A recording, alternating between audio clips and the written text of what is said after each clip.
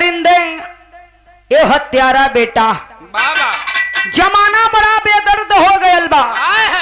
अगर एगो गरीब बाप अगर उ गरीब बाप के दूगो बिटिया हो जाए तो दोनों बिटियन का ब्याह करल मुश्किल हो जाला। बाबा दहेज लेवे वाला का पेट ना भरत था और दहेज देवे वाला इकट्ठा कहाँ से करत था यो के समझ में ना आवत था। तो आई एगो छोटा सा कहानी 4 लाइन कवि जी इशारा करत हो तनी सल्लय बनाला मास्टर।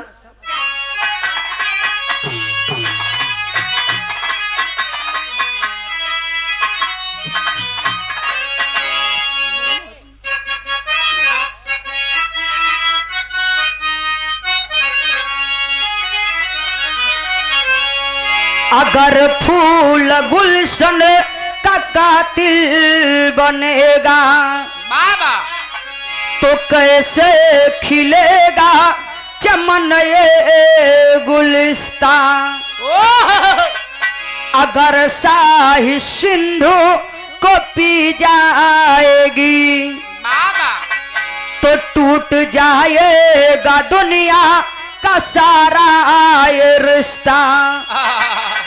अगर मानवता को खा जाएगा बाबा तो बुझेगा सम्मा जग में अंधकार होगा। अगर मानवता का दुश्मन बनेगा अगर मानवता का दुश्मन बनेगा तो जोखन कलम से मरहूम होगा।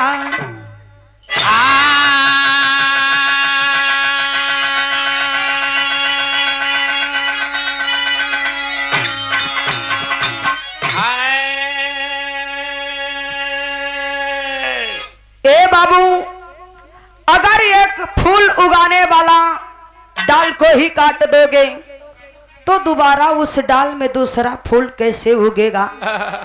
अगर जन्म देने वाली माँ का ही को खुजाड़ दोगे तो वो माँ दोबारा दूसरे बच्चे को जन्म कैसे दे सकती है। बाबा एक लाइन कवि जी कव्वाली के भाव में इशारा करत हुवन।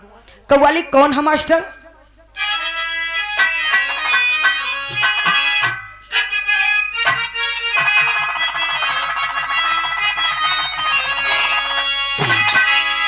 अगर तुम न रहोगे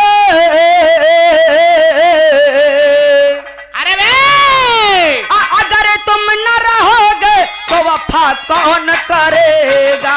तुम न रहोगे तो वफा कौन करेगा।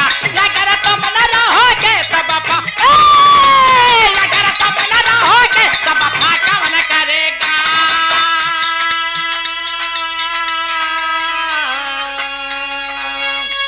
अगर तुम न रहोगे तो वफा कौन करेगा कौन करेगा कौन करेगा। तेरे बगैर जी के भला कौन रहेगा। तेरे बगैर जी के भला कौन रहेगा।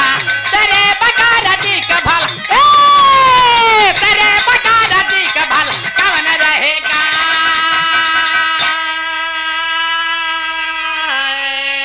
अगर तुम न रहोगे तो वफा कौन करेगा। तेरे बगैर जी के भला कौन रहेगा। ऐसे सुंदर कवि जी भाव में लिखलन का लिखलन। नफरत के चलते नफरत के चलते मानवता कुर्बान हो रही। नफरत के चलते मानव का कुर्बान हो रहा। नफरत के चलते मानव का नफरत के चलते मानव का कुर्बान हो रहा।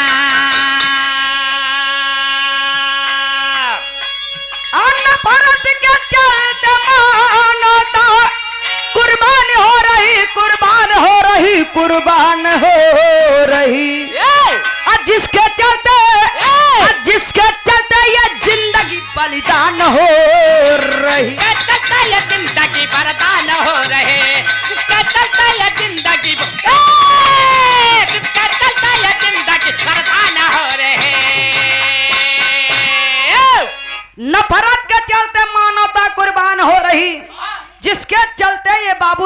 की बलिदान हो रही। वाह यही से कहानी को शुरुआत हो गई।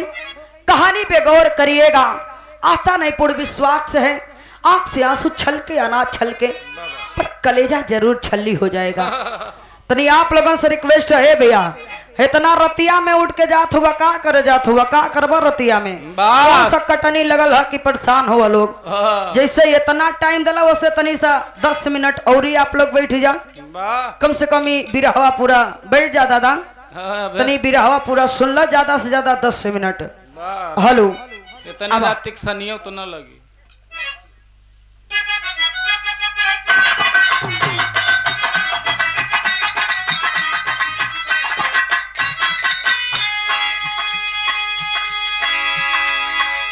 छोरी कड़ी दौलती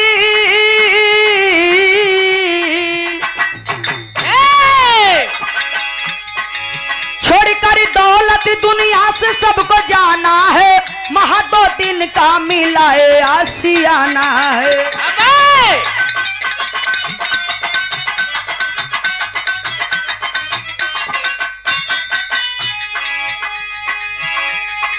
सिकंदर जब चला तब दोनों हाथ खाली था, जहाँ मिला तो सभी गलियों का माली था। अबे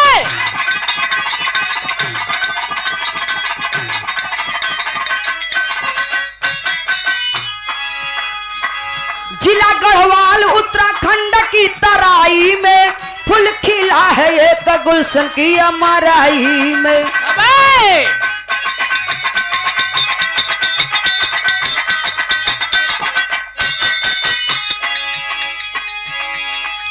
पिता के शोप्रसा पत्नी कौशल्या देवी थी, पुत्र कुंदन बेटी कलावती दुलारी थी। अबे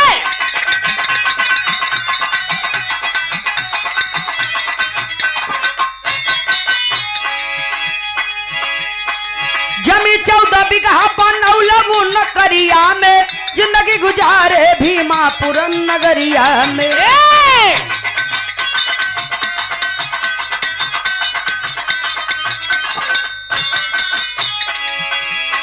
बहु पढ़ने लिखने में कुंदन भी अलंट हुआ, बहु पढ़ने लिखने में कुंदन भी अलंट हुआ, हर थिया जब नामी स्टूडेंट हुआ।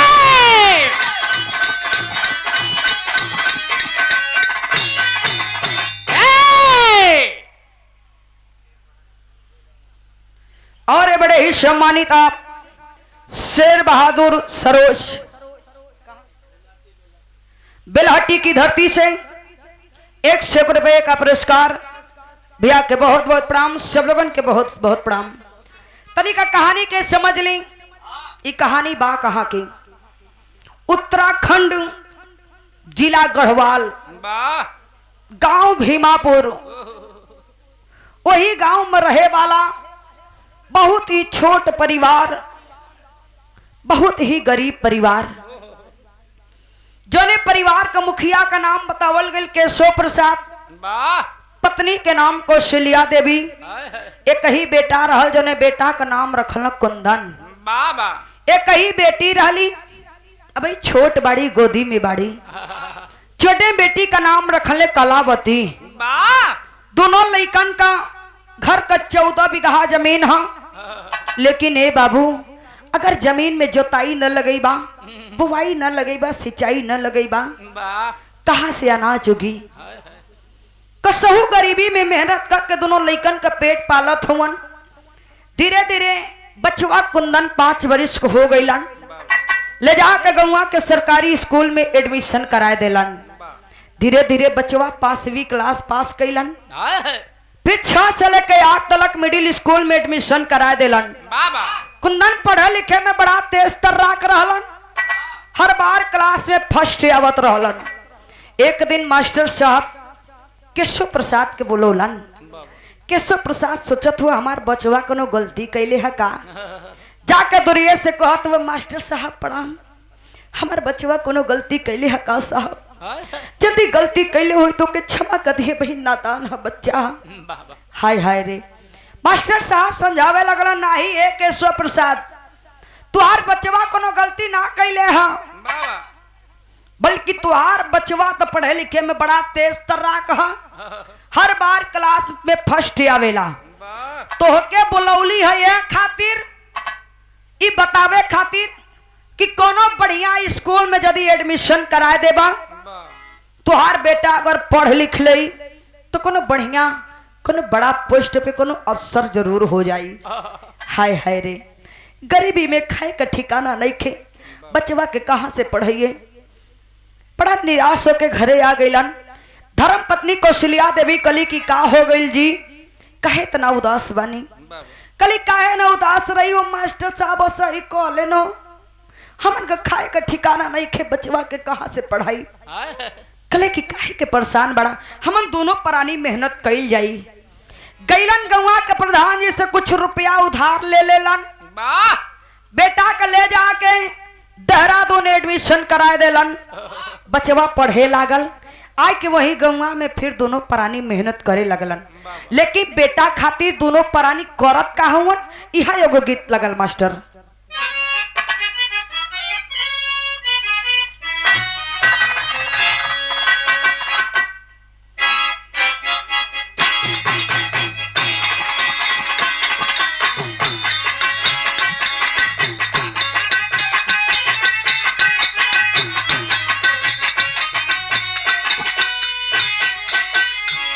कोनो किसान दुल्हा का किसान दुल्हन कहली है, का कहली?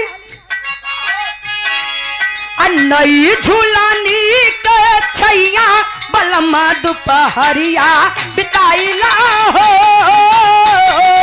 नए झूलानी के छैया बलमा दोपहरिया बिताइला हो। नए झूलानी के छैया बलमा दोपहरिया बिताइला हो।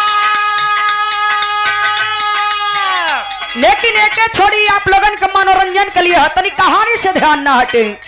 माई बाबू करत का हवन, झेल झेल दुखवा विपतिया के सो आपन सपना सजाए लिए हो। झेल झेल दुखवा विपतिया के सवा अपन सपना सजाए लिया। झेल झेल दुखवा विपतिया के सवा अपन सपना सजाए लिया।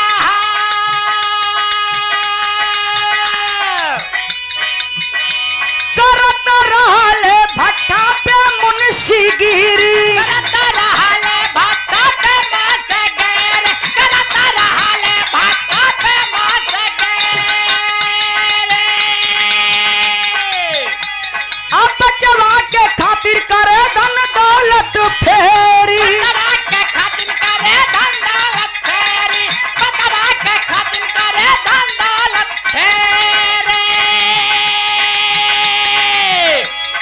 शिक्षा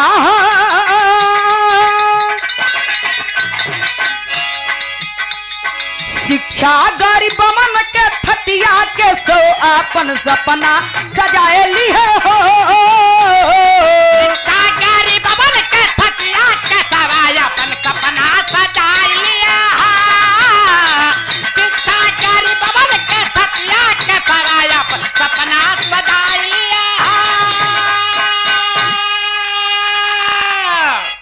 बेटा के एडमिशन करा दिलन, बेटा देहरादून पढ़े लागल, एक रूम देवा दिलक, यही जे रही है बचवा गाँव में मत यही।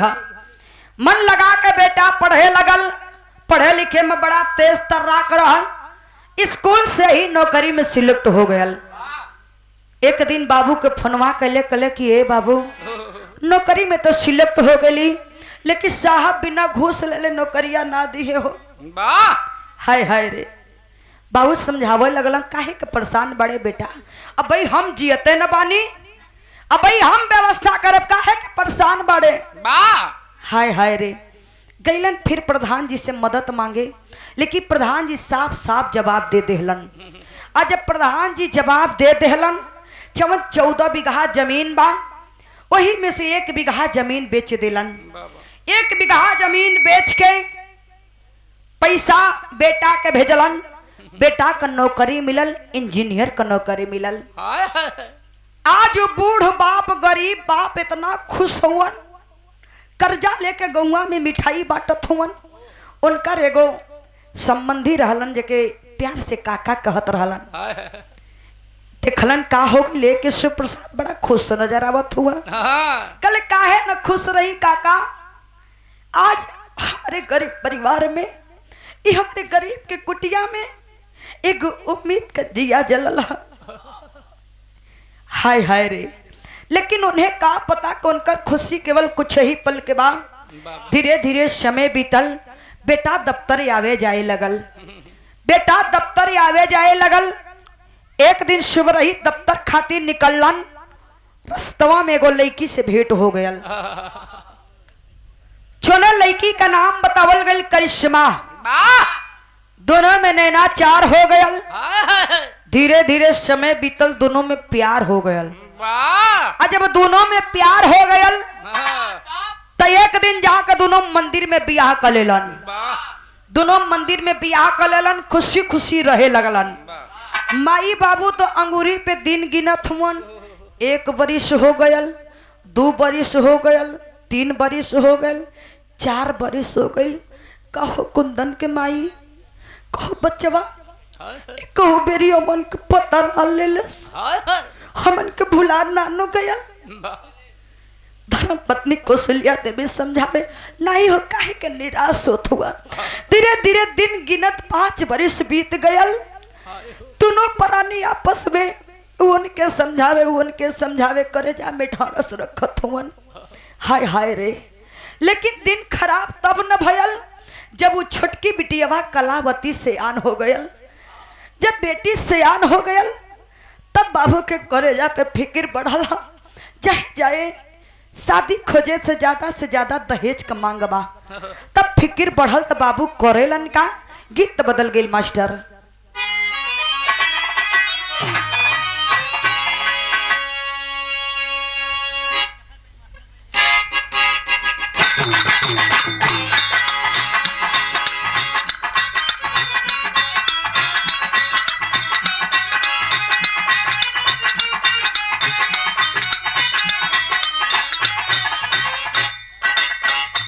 ए आशीष,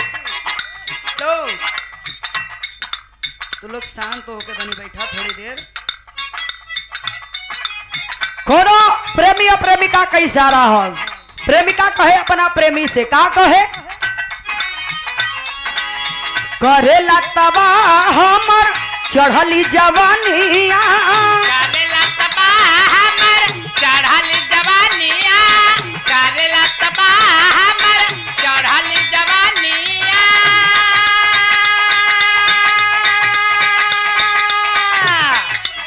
करेला तबाह हमर चढ़ली जवानिया, कसमस करेली बा दनिया हो धान कुटा। तू हऊ जवान बाड़ा, हम हूँ जवान मजा लूटा। अरे तहर जवान बाड़ा, हम हो जवान मजा लूटा। तहर जवान बाड़ा, हम हो जवान मजा लूटा। लेकिन ये तो आप लोगन का मनोरंजन के लिए रहा है, तनी सा कहानी से ध्यान ना हटे। बाबू बड़ा फिक्र में हुआ, सोचत हुआ का सोचलन। बिटिया सयान भैली बढ़ल परेशानिया, बिटिया सयान भैले बढ़े परेशानिया, बिटिया सयान भैले बढ़े परेशानिया। बिटिया सयान भैली बढ़ल परेशानिया, मांग दहेजा द्वारा चरिया हो कैसे होई। कुंदन आधार रहले बचवा हमार गईले सोई। अरे कुंदन आधार रहले बचवा हमार गईले सोई। अरे कुंदन आधार रहले बचवा हमार गईले सोई। हाँ भी जाए शादी खोजे, ज्यादा से ज्यादा दहेज का मांगबा। सोचा तुम्हें कि लगा था गरीबी में मेरे बिटिया कभी हवा ना होई का। एगो बेटा रहल, उहो इतना गद्दार निकल गयल।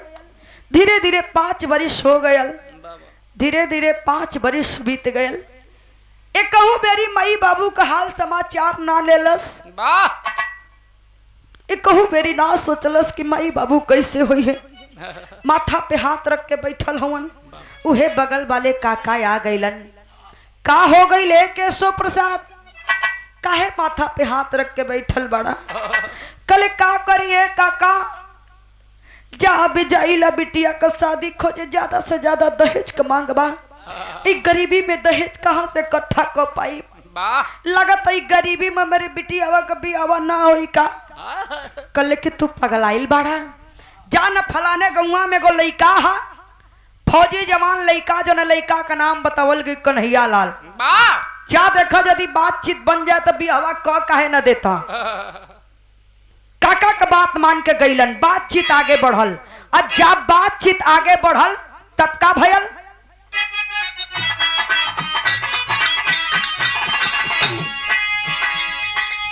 कई दिहल शादी तय फौजी जवान से,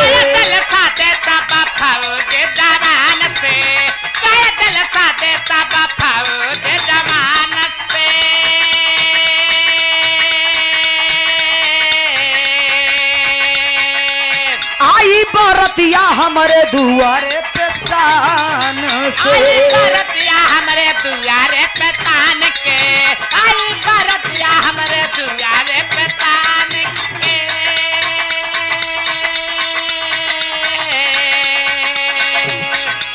मेहंदी रचाई हाथ बनिए दुल्हनिया, मेहंदी रचाई हाथ बनिया दुल्हनिया, मेहंदी रचाई हाथ बनिया दुल्हनिया।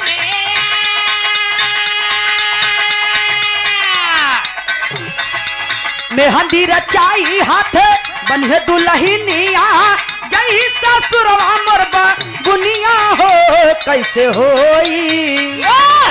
कुंदन आधार रहले बचवा हमार गइले सोई। अरे कुंदन आधार रहले बचवा हमार गइले सोए, अरे कुंदन आधार रहले बचवा हमार गइले सोए।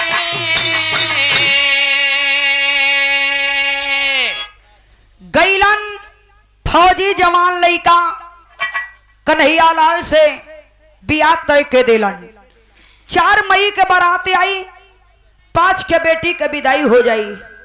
दहेजा दहेज का भी कोनो मांग नहीं खे। घर आ गेलन, बड़ा मुस्कुरात हुआ, खुश हुवन।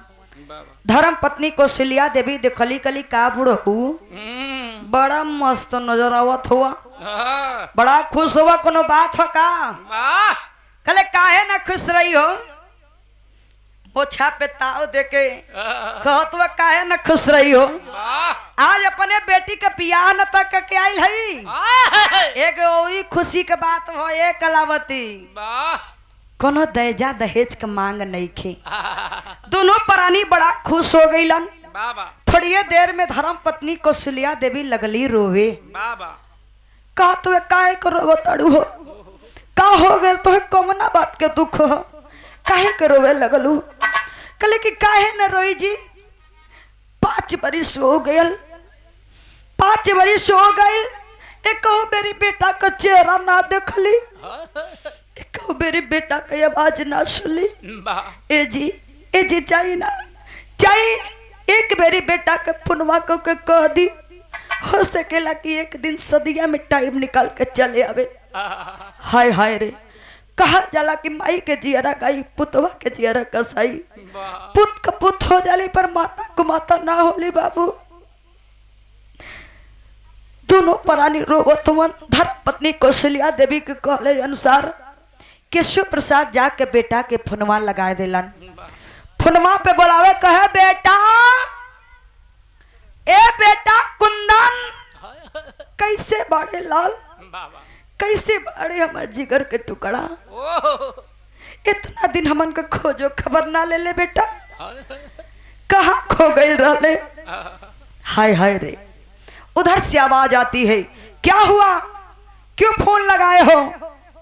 बाबू कहे कि ये बेटा तुर पगली बहनिया का सदिया तक दिली लाल। 4 मई के बारात आई, 5 के विदाई हो जाई। ए बेटा, हो सकी ये कहीं दिन के टाइम निकाल के सदिया में चल है लाल। ए बेटा, एगो बात तोरा से कहल चाहली, लेकिन डरियो लगेला लाल।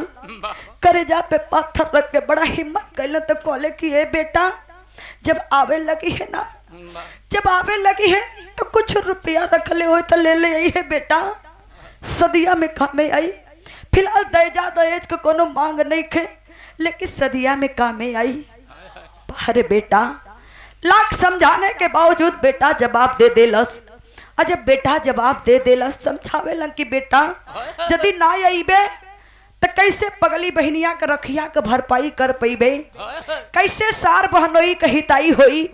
ना ते अपने बहनोई साहब के जान पैबे, ना तुर बहनोई साहब तो के जान पई हैं। लाख समझाने के बावजूद बेटा जवाब दे देलस। जब बेटा जवाब दे देलस से बाबू जब 13 बीघा जमीन बचल बा वही में से 4 बीघा जमीन बेच दिलन। 4 बीघा जमीन बेच के शादी का पूरा व्यवस्था कैलन। धीरे धीरे वो घड़ी आ गयल जो ना घड़ी के सबके बड़ा बेसब्री से इंतजार रहल। तो गीतिया बदल गई मास्टर।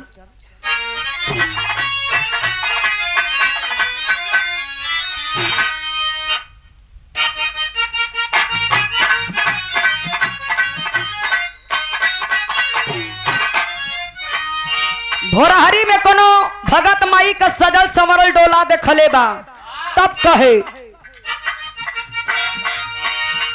निबिये का डरिया का डोलिया बनल बा निमिक पतइयो हां, निमिया का डरिया का डोलिया बनल वो पे निमिक पतइया हां, निमिया का डरिया का डोलिया बनल वो पे निमिक पतइया हां।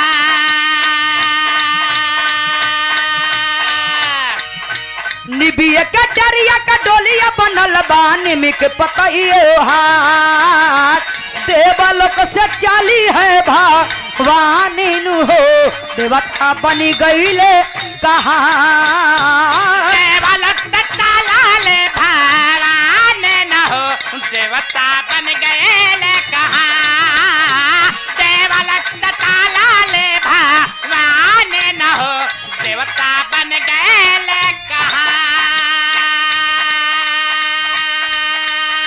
धीरे धीरे ओहो घड़ी आ गयल जना घड़ी के बड़ा बेसब्री से सबके इंतजार रहल। तब कवि जी लिखलन आइल बाबा रतिया गवाई लगितिया रतिया में सजल सिंगार, आइल बाबा रतिया गवाई लगितिया रतिया में सजल सिंगार, आइल बाबा रतिया गवाई लगितिया रतिया में सजल सिंगार,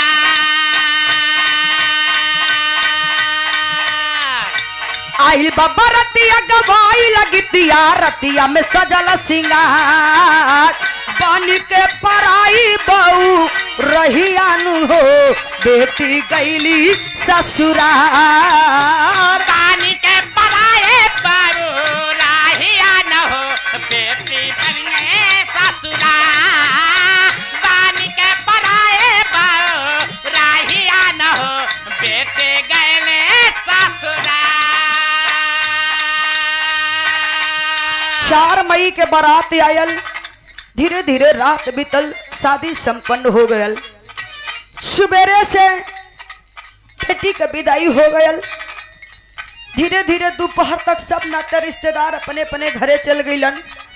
माई अंगनैया में बैठल बाड़ी, बाबू दुआरिया पे बैठल हुवन। दोनों प्राणी सोच सोच के रोवत हुवन। एक और माई रोवे एक और बाबू अखिया से बहता टेलो, एक और माए रवे एक और बाबू आखिया से बहता टेलो, एक और माए रवे एक और बाबू आखिया से बहता टेलो। जावने सुगाना वहाँ पे सब कुछ लुटाई दिहनी उहो आज भइले कठोर, जावने सुगाना हवा के सब कुछ लुटाए देहले उहो आज भइले कठोर, जावने सुगाना हवा के सब कुछ लुटाए देहले उहो आज भइले कठोर। बीरथ भइला जब बेटा जन्मावल कैसनी बाटे संसार बीरथ भइला जब बेटा जन्मावल कैसन भइल संसार बीरथ भइला जब बेटा जन्मावल कैसन भइल संसार बीरथ भइला जब बेटा जन्मावल कैसनी बाटे संसार बानी के पराई बाऊ रहिया हो बेटी गईली ससुराल पानी के पराए बाऊ रहिया न हो बेटे गईले ससुराल पानी के पराए बाऊ रहिया न हो बेटे गईले ससुराल। और इस भाव पे भावुक होके हमारे पाल समाज के हंसी मजाक वाली बात अलग कहा, सच में आप हमारे पाल समाज के शान हैं। श्री राजदेव पाल जी आजमगढ़ की धरती से आपकी तरफ से सम्मानित किया गया। सुंदर पंखुड़ियों में गुना हुआ पुष्पहार और ये 251 रुपए का पुरस्कार देकर सम्मानित किए। सब लोगों के प्रणाम। तबे न कहती तमहू तो पाले हई तो घी अड़ान तो थरिये में न गवा देव वाला पाले है लेव वाला पाले है। हाँ वो बोले बजहू वाला पाले हो सही बीजेपी। अच्छा अच्छा लेकिन आई इधर बिरहा पे धीरे धीरे सब नाते रिश्तेदार अपने अपने घरे चल गइलन। माई अंगनैया में बैठल बाड़ी, बाबू दुअरिया पे बैठल हुवन। दोनों परानी सोच सोच कर रोवत हुवन जो ने बेटा को ऊपर सारी जिंदगी का कमाई ने छावर कर दिली। आज इतना पराया बना गयल, एक दिन के टाइम ना मिलल कि सदिया में चले आवे। बाहरे बेटा चनी ज्यादा जानत होती इतना कठोर निकल बे तो कि बताता कि 1 बीघा जमीन बेच के पैसा तुमको दिए थे। ये बताता है जो 14 बीघा जमीन थी उसमें से 5 बीघा जमीन बेच के बेटी की शादी कर दिए। जो जमीन जो मकान बचा है उसको भी अपनी बेटी को लिखने वाले हैं। यहाँ से तुम्हें 1 फूटी कौड़ी भी नहीं मिलेगी। माँ बाप के प्रति दिल में नफरत भर के कुंदन लड़का मई के महीना से रक्षाबंधन 3 दिन रह गया। एक दिन टिकट करा के पहुंचल भीमापुर गौवा में। दरवाजा खटखटौलस, दौड़ के माई दरवाजा के खोली, बेटा के करेजा से लगा ले ली। आई हो हमार लाल, इतना दिन का रहा बेटा, तो देखे खातिर हमार आँख तरस गइल रहा, तुहार आवाज सुने खातिर हमार कान तरस गइल रहा। करेजा से लगा के बेटा के प्यार दुलार लुटावे। जैसे ही शाम को समय भइल बढ़िया बढ़िया पकवान बना के बेटा के खियावे के कोशिश करे, लेकिन बाहरे बेटा वो करे मन में तो कुछ और ही न समायल है। कैलेश का जैसे ही शाम का समय भइल विदेशिया के भाव में कहना बा,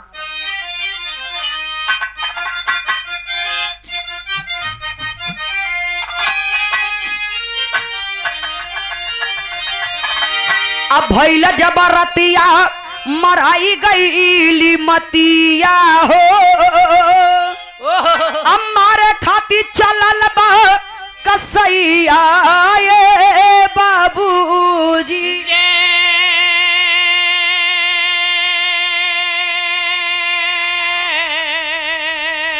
जिंदगी भर काम कैला अब पुरान भैला हो, अलैला विटामिन वाली सुइया ये बाबूजी।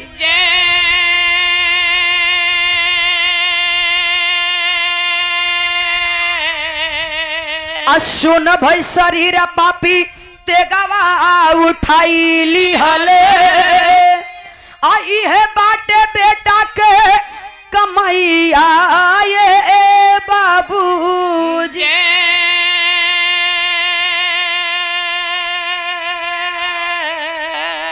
अब बाबूजी के बेटा 7 टुकड़ा में काटी दी हले, और नहीं दर्द बुझेला मुदैया ये बाबूजी।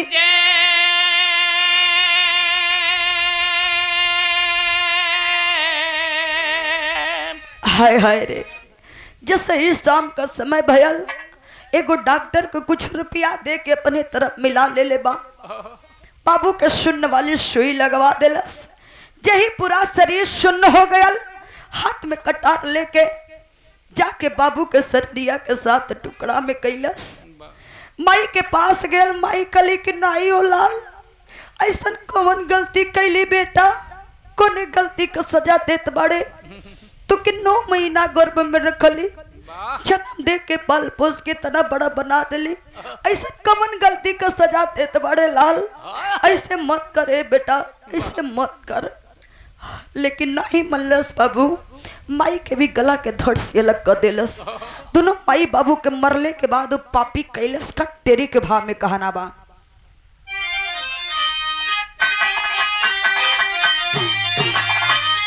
आज चमन के जब चबाई फुलबा, आज चमन के जब चबाई फुलबा, तब बगिया बिपिन बहार बिरंग तब हो जाइए हो जाइए हो जाई। बगिया बिपिन बहार बिरंग तब हो जाई, चमन के जब चबाई फुलबा। दोनों माई बाबू के मरले के बाद लाश के घर के अंदर छोड़ के पापी फरार हो गया। यहाँ रक्षाबंधन 2 दिन रह गई बा। बहनिया कलावती सोचली जब से मई के महीना से बाबू हमार विदाई कैलन, एको बेरी हाल समाचार जाने नहीं अलन। चल के एक बेरी मई बाबू के हाल समाचार जान ले। मई बाबू के लेके चले देहरादून, भैया के राखी बांध के आई। तो मई बाबू के छोड़ के हम अपने घरे चली आई। जय पहुंचली मायके में, नजर पड़ल तो दरवाजा बंद, निगाह पड़ल दरवाजा के नीचे। अबाक हो जाती है, डर जाती है, डर के जाती है। गांव के प्रधान जी को बुलाती है। प्रधान जी आए, फोन किए, दरोगा साहब आ गए। और जब दरोगा साहब अलन ह, कवि जी के आल्हा के भाव में लिखे के पड़ल।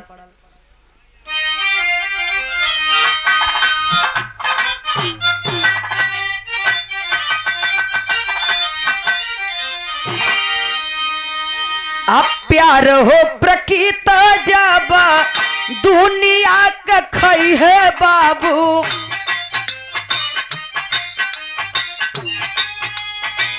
सहजला सजावल मिट्टी जाई जग जहां।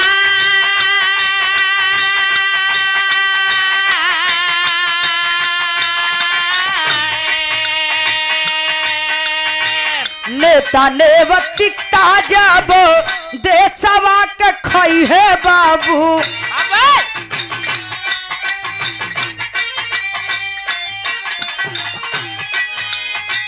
कैसे यही देशवा के होई उद्धार।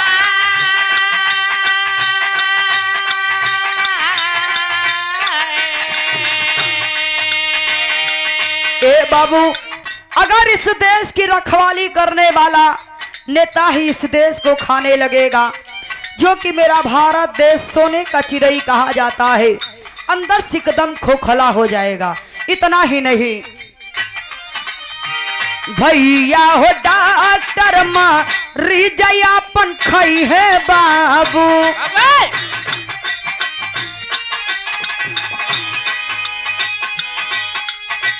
कैसे यही जन जन के होई कल्याण।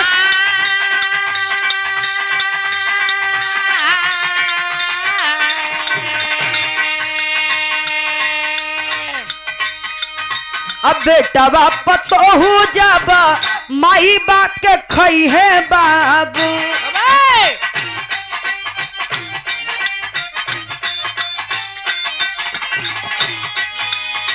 मिट जाई मनोता दानो होई है इंसान।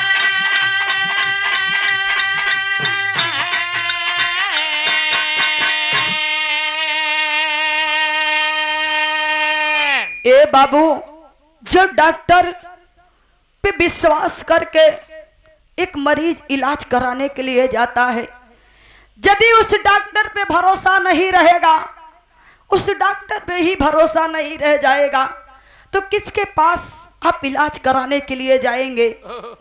अगर बेटवा पतोहू माई बाबू के काट खाए दली लगी हाँ तो केकरा पे भरोसा कई जाई।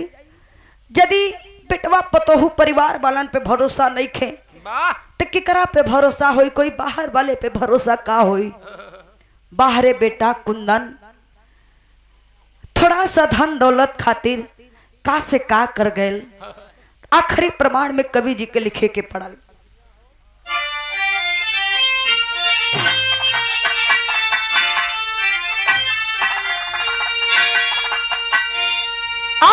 के कातिल अपने माई और बाबू के खूनावा, कई के कातिल अपने माई और बाबू के खूनावा, तमा की ममता लुट के पापी गईले देहरादूनवा। ममता लुट के पापी गईले देहरादूनवा, मके ममता लुट के पापी गए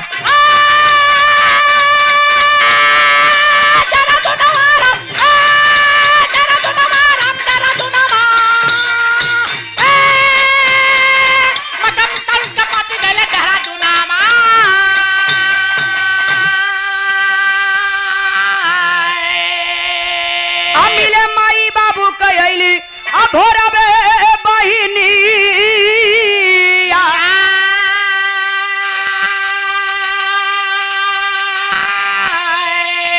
बंद दरवाजा मालूम रहे ना कहानिया,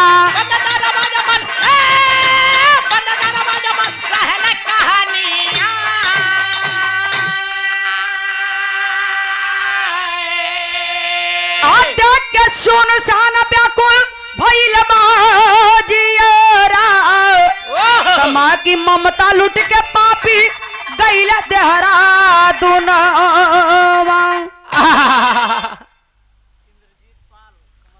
और ये इंद्रजीत पाल 51 रुपए का पुरस्कार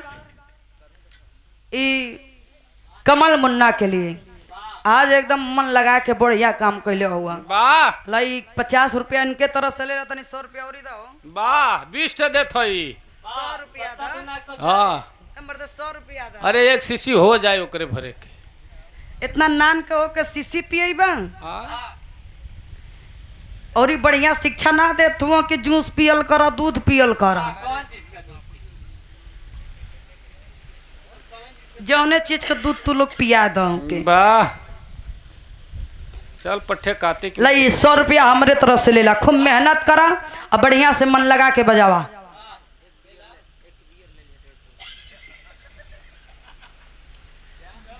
सब बढ़िया शिक्षा देते हुआ।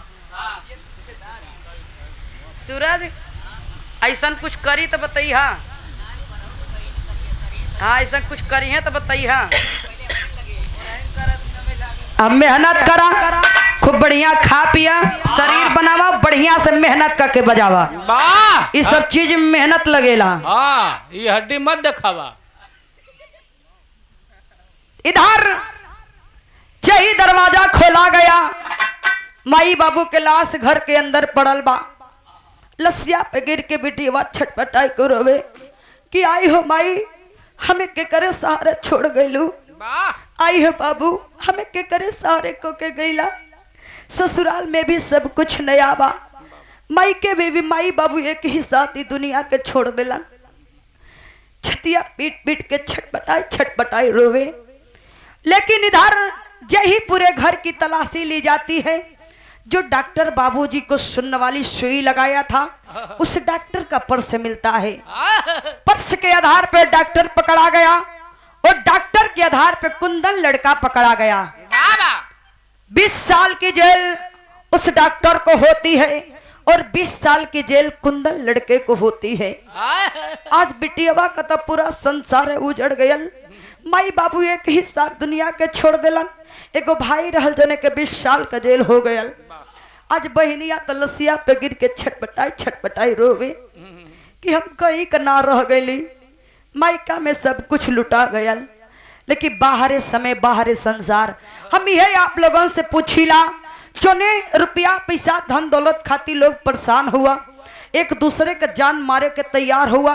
का एके अपने संगे लेके जाइबा, एके लेके आइल रहला कि लेके जाइबा। मुट्ठी बांधे आए जगत में हाथ पसारे जाओगे, ना ही कुछ साथ लेकर आए ना ही कुछ साथ लेकर जाओगे।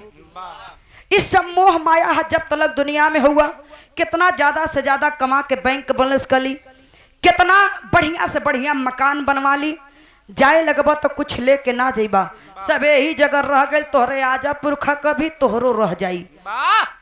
लेकिन अगर कुछ संगे जाई तो इहे माई बाबू का सेवा करल, परिवार वालन का प्रेम करल, सबसे बड़ा दौलत इहे बा।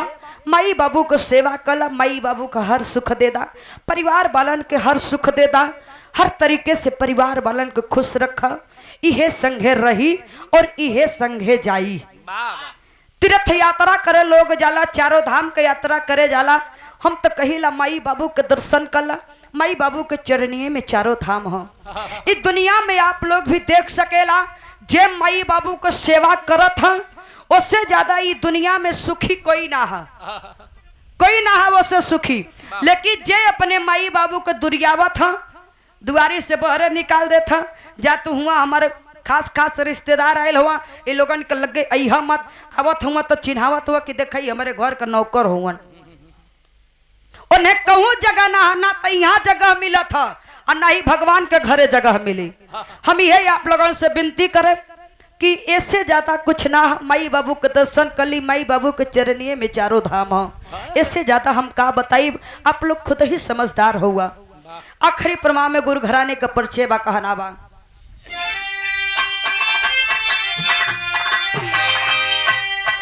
अब तुझे बर सुख नंदन है माँ की ममता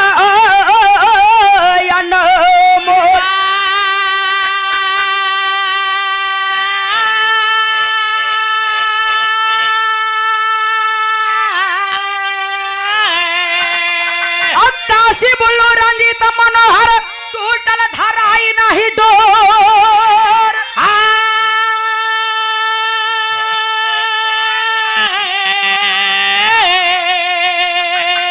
आज चमन के जब चबाई फूलवा, आज चमन के जब चबाई फूलवा, तब प्रीति जोखन कवि के रक्षक शारद माई हो। चमन के जब चबाई फूलवा,